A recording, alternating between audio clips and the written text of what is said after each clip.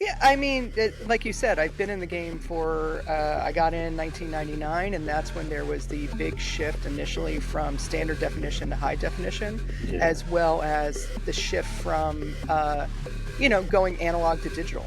And Hmm. so that was already a big shift. And you were looking from going from, not great quality to super high quality tape, which was expensive and new Yeah. equipment. So for young filmmakers, I think it's key that they think of this as a tool. The audience is gonna become adept at it. The audience is gonna learn to see it. Like I watch a TV, a commercial, and I'm like, oh, that's all AI, and it doesn't resonate with me. Where I'll see something that is completely shot all originally, I am constantly in awe of new ways people tell stories. Look, let's be real. There's a machine out there right now that can create Hollywood level video from a single sentence. For every creator, every artist, every storyteller out there that's grinding it, that's terrifying. It feels like we are all about to be replaced. But what if that's wrong? What if that's the wrong way to look at it? What if the biggest threat isn't the machine, but our failure to remember what makes us human? Welcome back to the Transform You Live show, where we find faith in the middle of the chaos. I'm your host, as always, Marcus Hart, and today we're going to be talking to someone who has been on the front lines of technological disruption in Hollywood for over 2 decades. Shannon, she's a veteran documentary filmmaker and the owner of Padlet Creative. She has seen roles disappear and technology advance, and she's here with a powerful message. Don't panic. She believes our humanity is the one thing AI can never replicate. Shannon, it's a blessing to have you here on the Transform You Live show.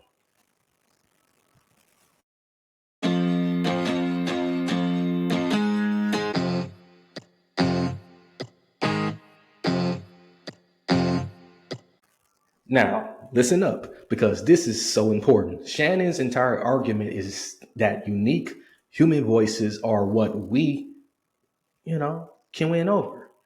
But what if you could build a brand so authentic, so authoritative that no algorithm or AI could ever touch it? That's exactly what we're going to be doing when I break down all of that and more in my upcoming masterclass for faith fueled creators. The answer to the noise isn't to be louder, it's to be clearer. So stay with us. One. All right, Shannon, we are here today, and you've been in the trenches for over 20 years, mainly in wildlife documentaries. I'm sorry, Mhm. which I can imagine has its own special kind of gritty to it. But before we even get to AI, what were some of the biggest tech shifts you had to survive just to stay in the game? Yeah, I mean, like you said, I've been in the game for, I got in 1999, and that's when there was the big shift initially from standard definition to high definition, Yeah. as well as the shift from, going analog to digital. And Hmm. so that was already a big shift. And you were looking from going from, not great quality to super high quality tape, which was expensive and new Yeah. equipment, and then everything left tape and went to digital. So during in these past 25 years, it's been a complete evolution of the technology that's been used. And I mean, I came in when I was 29. When I Hmm. started like doing video in college, it wasn't even Hmm. digital. It was like hauling around these giant like decks that you brought with Yeah. you, and these cameras that were super heavy, which is why I still have a bad neck to this day. So yeah, no, I've seen the Yeah. change and the progression of how things have moved. That's really remarkable. Like, just to see, be able to witness that, in your career, Mhm. from where it started to where it is now, Yeah. and people, should give you a lot of respect. And people that are like you deserve a lot of respect. You have so much wealth to offer up to the younger people behind you, and I looked at your writings and the shock of seeing Disney's 2019 The Lion King, being called live action. So walk us through that moment, and as a filmmaker, what did that signal to you about where the industry was headed, and why did it bother you? Yeah, that was that was an interesting thing. I remember first, and I don't remember which Pixar movie it was, Hmm. that they have, the shorts in front of it, and there was a short, I think it was about a little plover bird that was digging on Hmm. the beach, and it was done in super high realism, and I looked at my friend and went, "Oh, I'm in trouble. Oh, wow, this is crazy." And then when they did The Lion King and they were saying it was Disney's live action, I stood back and said, "Well, no, I send DPs out there all the time to film Right. lions, and they don't talk, they don't plot together, they don't hang out and sing songs with warthogs and little meerkats. That's not the reality, but that's how it was being advertised. And it was a little bit of a jolt, but what I found was initially I kind of stood back and went, "Wait a minute, this is not good." And then I remember when Walking with Dinosaurs came out and Jurassic Hmm. Park, and there's a difference between fiction and documentary. There's a difference between, what is made up and what is fantasy and what is actually real. And the audiences have shown that they're not 100% behind AI and like Lion King is going to replace the documentaries. They've shown that with things Yeah. like The Americas and the new Walking with Dinosaurs that's on PBS. So, but the way we label things and the way we call things, that's where I feel that we have to be a little bit careful in how we define it. I agree. I feel like that's the best, like when things like that come up, it's an opportunity for us to push back and, let them know exactly is what we want and, who is affecting.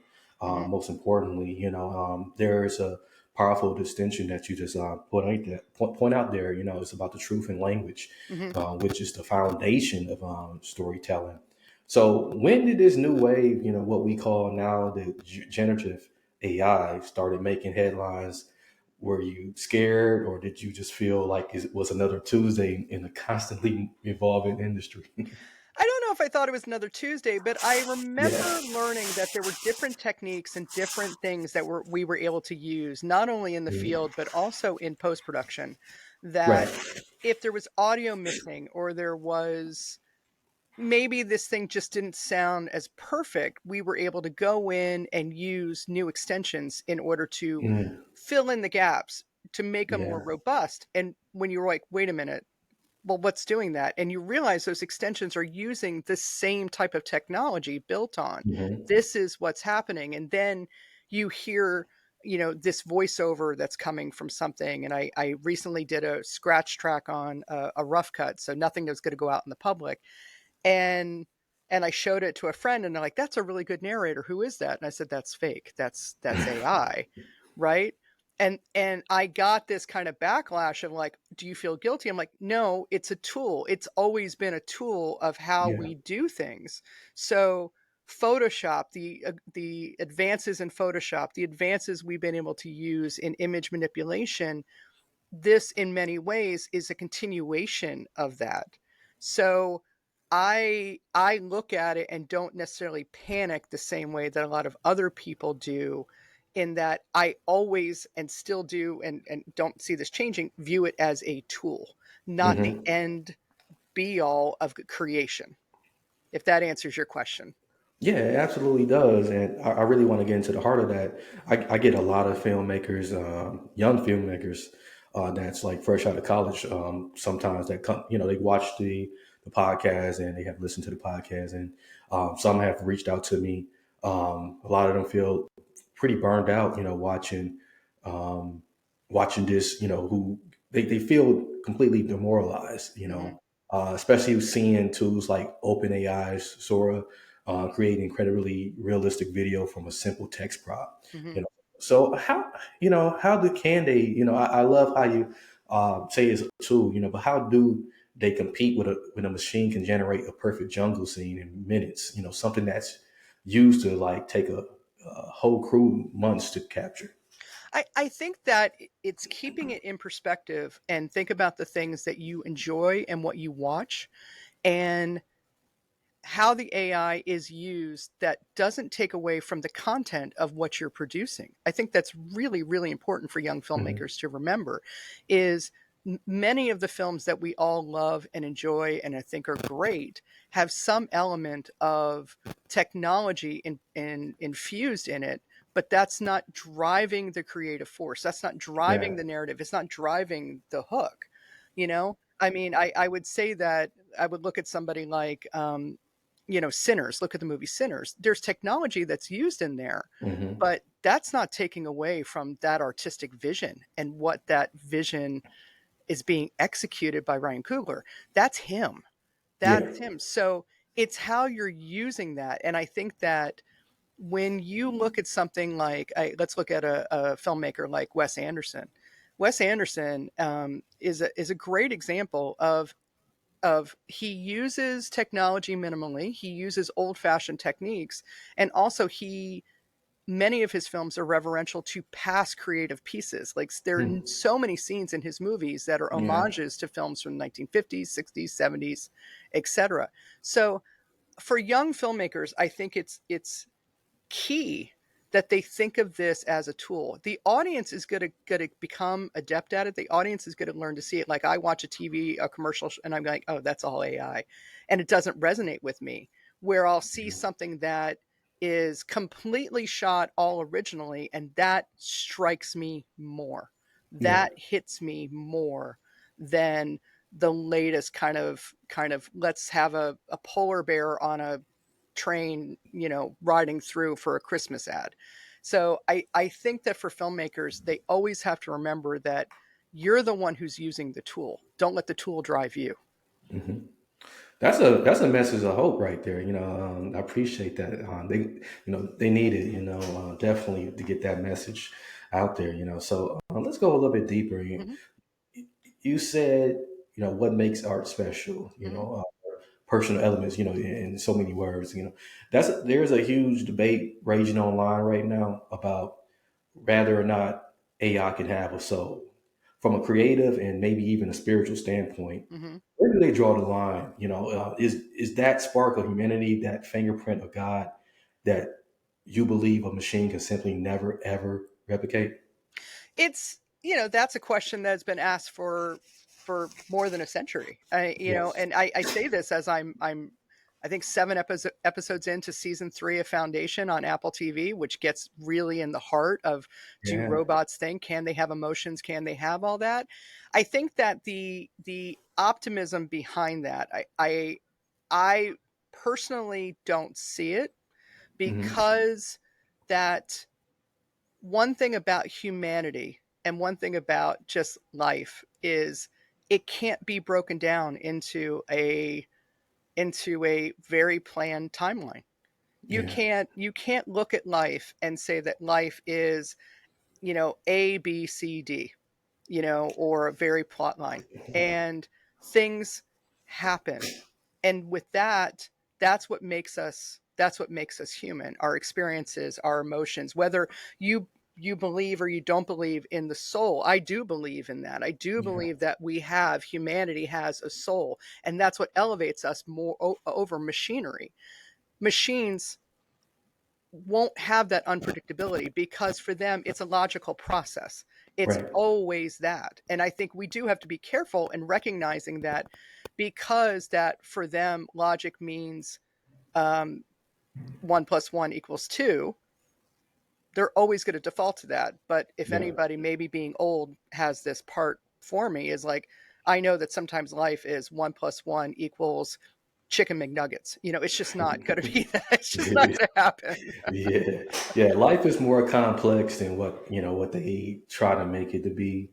And those who are fighting on that side, I think they're robbing themselves of the uniqueness of of an individual. One individual. You take one individual. There's so much uniqueness about one individual. You take a group of individuals, and then it gets real crazy then. Because, Oh, yeah, absolutely. because we got to figure out how they get together. We got to figure out how to work together. We got to figure out like how to break fights. It's so much, like you said, unpredictability and complexity that comes from existed in this world as a human. Yeah. So I like that you wrote AI won't replace rare talents like Shonda Rhimes or Mhm. Christopher Nolan, simply because of their humanity.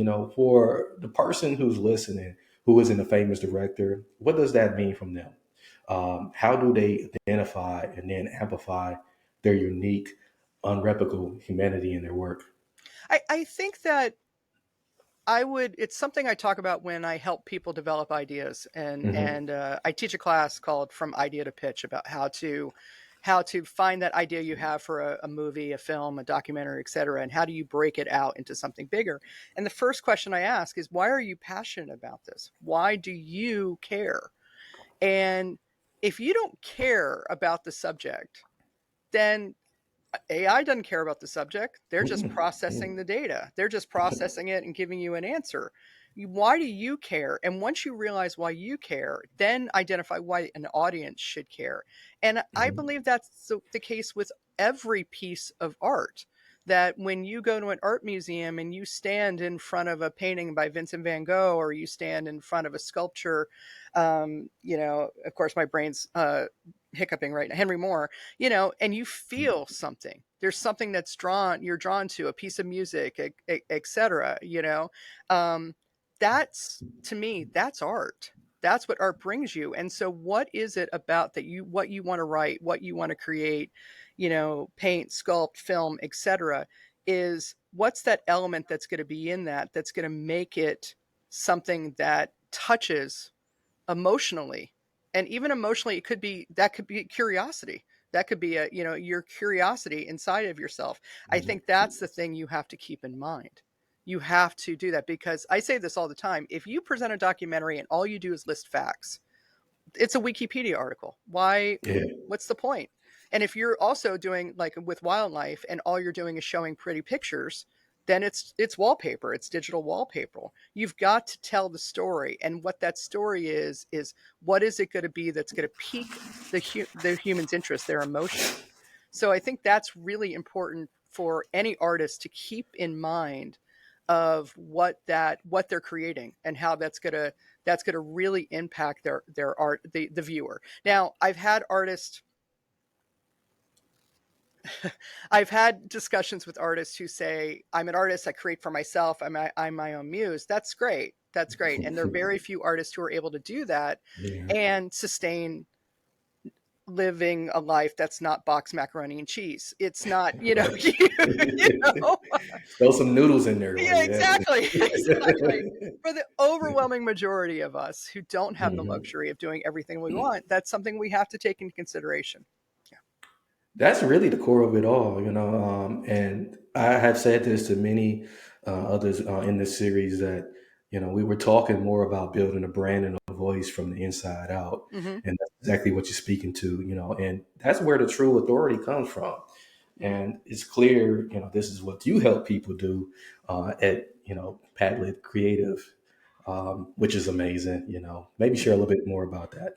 Sure. My company, Padlin Creative, I'm a consulting firm and an executive producer, working on documentaries and short films, as well as working with creative professionals on ideas they may have, places that they may feel stuck. I'm working on an independent documentary right now with an incredible Baltimore filmmaker, as well as another one with a Puerto Rican film company about the rivalry of baseball between Puerto Rico and Dominican Republic. Hmm. So I work with a variety of people as well as produce my own films. And then, because my original career before I was in TV in my 20s, I was a talent agent for creative professionals. And with the way that the television industry has shifted, and a lot of television professionals and creatives are unemployed or underemployed right now. Yeah. I also do career counseling on helping them kind of shape their resume, shape their approach, and how they can maybe move beyond television, a life beyond television. I love that. So yeah, I'm thinking to myself, like, where were you at when I produced my first documentary?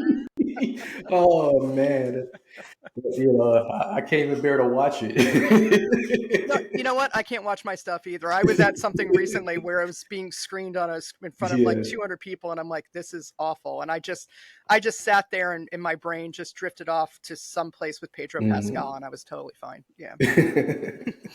Yeah, I'm going to definitely have to hook up with you and get some of that insight myself, and because I have like a couple of projects and in works that yeah, I just want to make sure I'm connecting all the right dots. I get it. I get it. And it's one thing about being creative is it's a blessing and it's a curse at the same Yeah. time, is you have so many creative ideas and things that you want to do.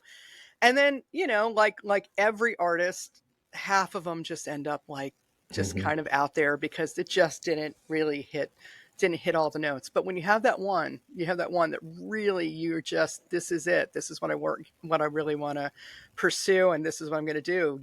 You'll burn out. You'll do everything you can to make sure that it gets completed, and then wonder what the next piece is. Yeah, spot on.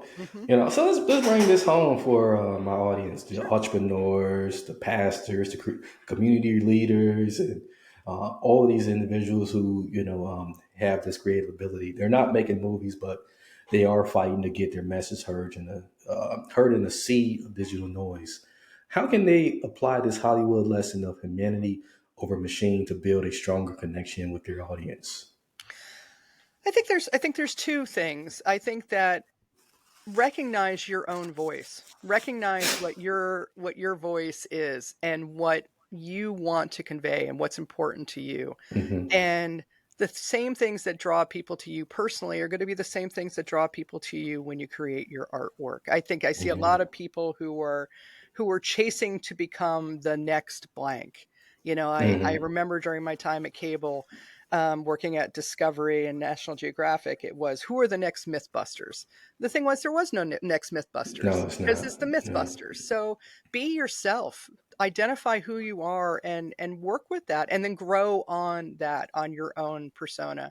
And I think one thing, I've been reading the book called The Boys, which is an autobiography by Ron and Clint Howard about their life growing up in Hollywood and being a film director and an actor. And one thing he told his daughter, is that storytelling is a privilege, and that it's a real privilege to be able to do that. And I think when you have that, when you recognize that you have that ability to create and tell people stories, or bring something that you feel really passionate about, you care about, that's part of who you are, it's a real privilege. And when you recognize that, Hmm. I think it makes it more sincere and honest. And I always remind people, identify that privilege, identify that people want to listen to you, and be thankful for that, and work with that. Yeah. Yeah, I agree. That's truly amazing. When we talk about the Ryan Coolers of the world, and Spike Lee, and even Steven Spielberg, can put them in there, and a couple other greats. They always put their own thumb into their work. Oh yeah. And it's their fingerprint, and it's hard to replicate it. Exactly the same. You can't. It's just No. impossible.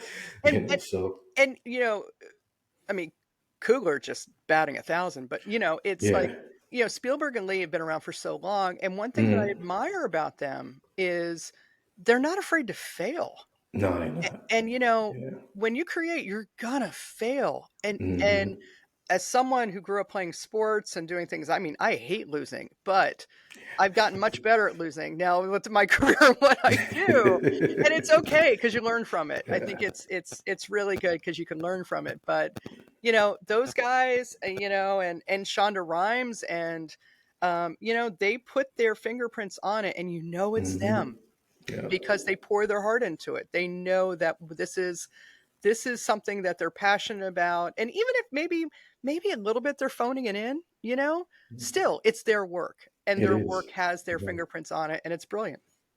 Yeah, and they know how to bring together the right team. Mhm. So yeah, so that they can draw inspiration from around the team, and make something beautiful. Jack Snyder is another one of those guys. Mhm. Just truly amazing. Mhm. Um, so but without the tools, there's also the touch. And I really would like you to give people one practical habit or mindset shift that they can adopt this week to start injecting more of their personal element into their work, whether it's a sermon, a business plan, or social media posts.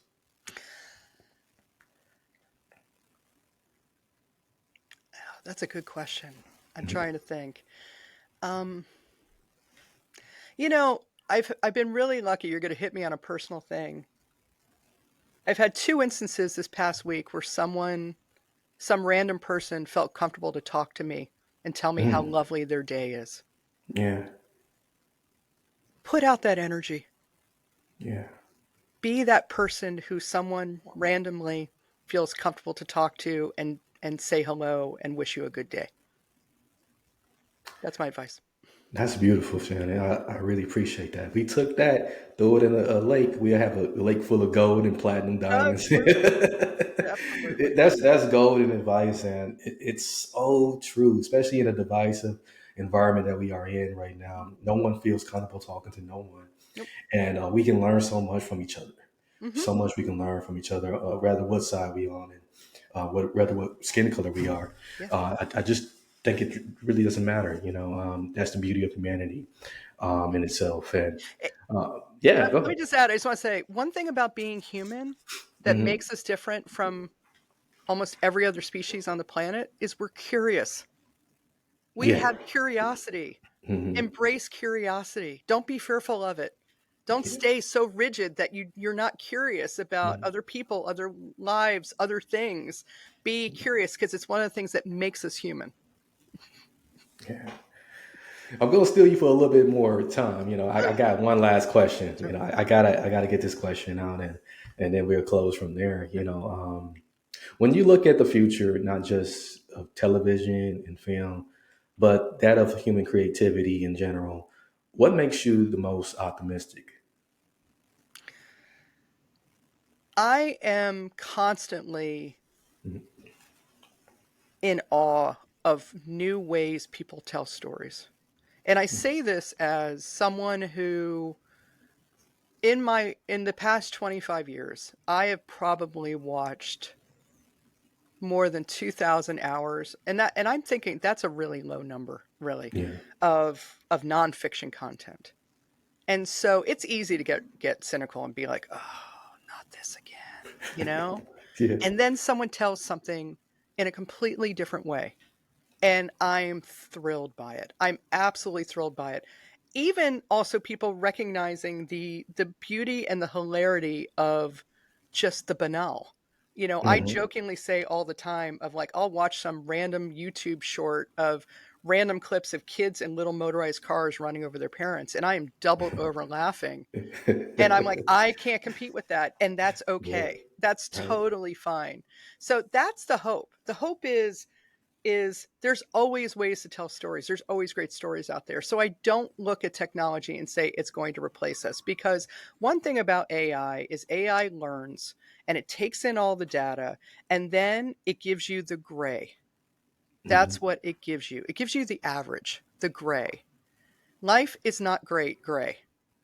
Life is about all the colors and the things that are different. And if the gray was working, if the gray was the absolute, correct way of being, then movies like Sinners and Barbie would not be hits Yeah. because those are not gray. So that's what makes me hopeful. That's what makes me like I see that constantly and go, "You know what? No. Creativity's going to win. It's still going to win no matter what." Yeah. Shannon, thank you. Seriously, Seriously? this was, the icing on the cake for this series. Just to have someone of your stature, to be able to come in here, pour out wisdom, hope, and a real strategy into what feels like a chaotic time for a lot of us. The message is absolutely clear. Double down on your humanity. Mhm. Um, I know I've been showing my humanity throughout the podcast today. So, I've been grabbing for the tissue all day. Yeah. Yeah, so tell us where we can find you if we want to hit you up or Sure. get started with you more. My website is Padlin, Padlin creative.com. You can book a consultation with me. Drop me a line through there. Absolutely love to hear from people.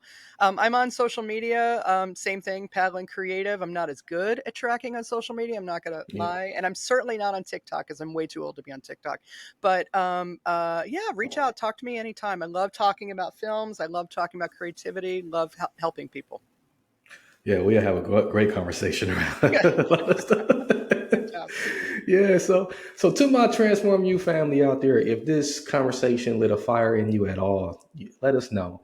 Hit that like button, subscribe so you never miss a show, and comment below with what makes your voice unique. And don't forget to hit up my friend Shannon. We have her links in the episode description, so make sure you check those out and let her know that, like, hey, you heard her on the Transform You Live show. And please share this episode. Someone out there is feeling hopeless about this stuff and needs to hear it. Until next time, many blessings, peace, and lots of love. Hey, Transform You family, that conversation definitely lit a fire inside of me. And I want to hear from you as well. If you haven't already, hit that like button, subscribe so you never miss a show, and hit that notification bell if you're watching on YouTube, and comment below with what makes your voice unique. Please share this episode because someone is out there hopeless about all of this AI stuff and machine learning and needs to hear this. And listen to me. Come closer and listen to me. If you are a faith-filled creator and you are so tired of shouting to a wall that is totally empty, I want to personally invite you to my From Digital Noise to Niche Authority Masterclass. It's happening online Thursday, September 4th. We are going to be building on these exact episodes, ideas from the episodes, and give you a blueprint to make your authentic voice the most powerful tool you have. Stop competing with the algorithm and start connecting with people. Go to marcus-hart.com to grab your spot before they're all gone. Many blessings, peace, and lots of love.